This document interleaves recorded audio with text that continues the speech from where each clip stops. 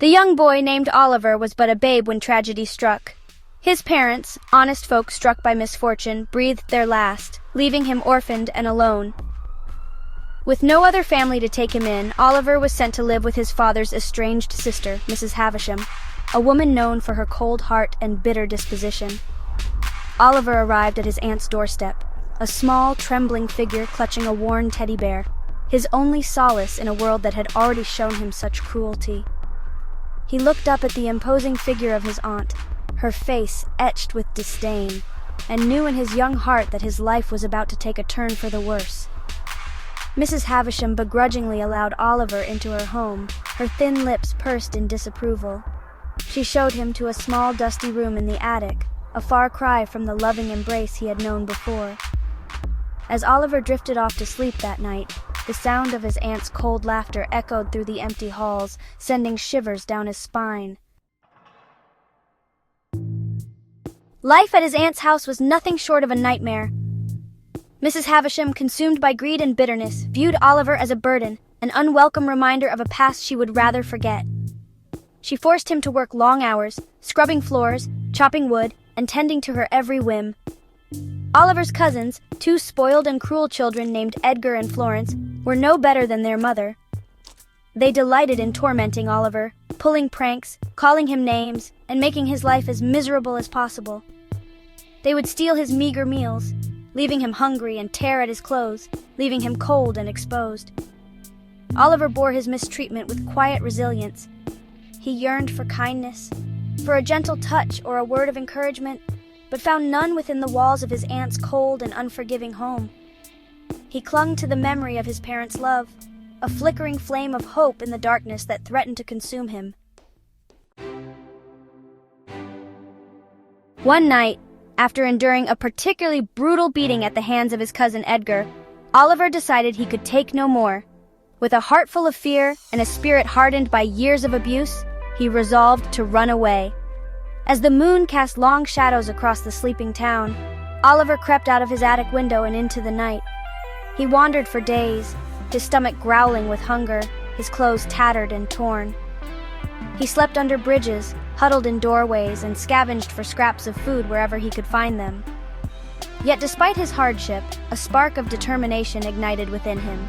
He was free from his aunt's tyranny, free to make his own way in the world. One day, Oliver stumbled upon a bustling town. He found work as an apprentice to a kind old carpenter, a man who saw the potential in the young boy's eager eyes and willing hands. Under the carpenter's patient guidance, Oliver learned the trade, his skills blossoming with each passing day. Years passed, and Oliver, through hard work and determination, transformed from a scared and abused boy into a successful young man. He started his own carpentry business, his name becoming synonymous with quality and craftsmanship. He earned the respect of the townspeople, his story of resilience and triumph becoming a source of inspiration for all who knew him. One day, news reached Oliver that his aunt was gravely ill. Her children, now grown but no less wicked, had squandered their inheritance and abandoned her to her fate. A wave of conflicting emotions washed over Oliver: anger, resentment, and a flicker of pity. Despite the years of suffering he had endured at their hands, Oliver couldn't bring himself to abandon his aunt in her time of need. He decided to return to his childhood home, his heart heavy with apprehension, unsure of the reception that awaited him. Section 5. A Twisted Plot. Upon his arrival, Oliver found his aunt weak and bedridden, a shadow of her former formidable self. Edgar and Florence, their faces etched with bitterness and greed, feigned remorse, their voices dripping with false concern. They welcomed Oliver with open arms, praising his success and showering him with insincere affection. Unbeknownst to Oliver, Edgar and Florence had concocted a sinister plan. They saw Oliver's wealth as their ticket to reclaiming their lost fortune. They would shower him with false kindness, lull him into a false sense of security, and then, when the time was right, they would steal his riches and leave him for dead.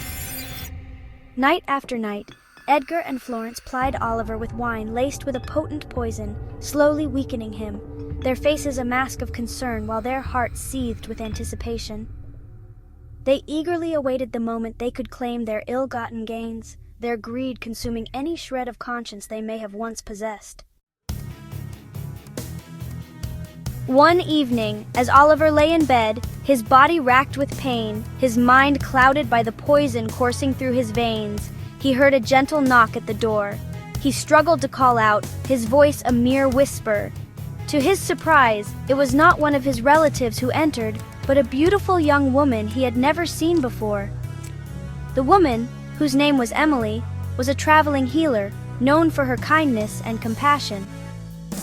She had heard of Oliver's illness, and sensing something amiss, had come to offer her assistance. Emily was taken aback by the pallor of Oliver's face, the tremor in his hand as he reached for the water she offered. As Emily examined Oliver, she noticed an unusual bitterness to the wine he had been given. Her suspicions aroused, she tasted the drink and immediately recognized the telltale signs of poison. Horrified, she realized that Oliver was not ill, but was being slowly murdered by his own flesh and blood.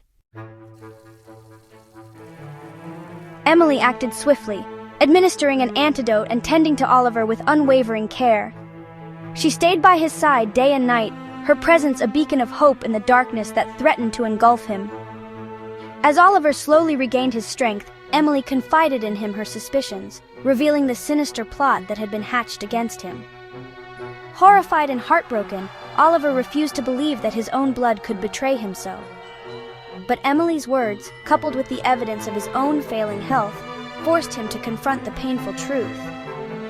As fate would have it, Edgar and Florence, blinded by their greed, met a fitting end. They attempted to flee town with Oliver's fortune, but crashed their carriage in their haste, their lives cut short by their own wicked deeds. News of the accident reached Oliver and Emily.